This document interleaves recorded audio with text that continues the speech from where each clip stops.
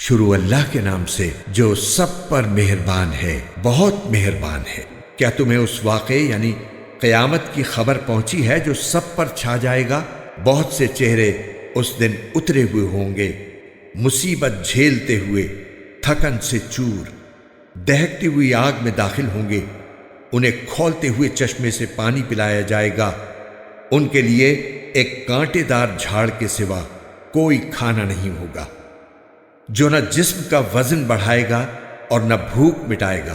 بہت سے چہرے اس دن تر و تازہ ہوں گے، دنیا میں اپنی کی ہوئی محنت کی وجہ سے پوری طرح مطمئن، عالیشان جنت میں ہوں گے جس میں وہ کوئی لغو بات نہیں سنیں گے۔ اس جنت میں بہتے ہوئے چشمے ہوں گے، اس میں اونچی اونچی نشستیں ہوں گی اور سامنے رکھے ہوئے پیالے اور قطار میں لگائے ہوئے گداز تکیے اور بچھے ہوئے قالین۔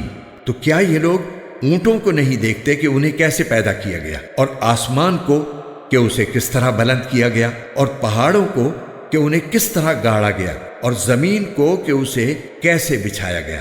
اب اے پیغمبر تم نصیحت کیے جاؤ، تم تو بس نصیحت کرنے والے ہو، آپ کو ان پر زبردستی کرنے کے لیے مسلط نہیں کیا گیا۔ ہاں مگر جو کوئی منہ موڑے گا اور کفر اختیار کرے گا تو اللہ اس کو بڑا زبردست عذاب دے گا۔ یقین جانو ان سب کو ہمارے پاس ہی لوٹ کر آنا ہے، پھر یقیناً ان کا حساب لینا ہمارے ذمے ہے۔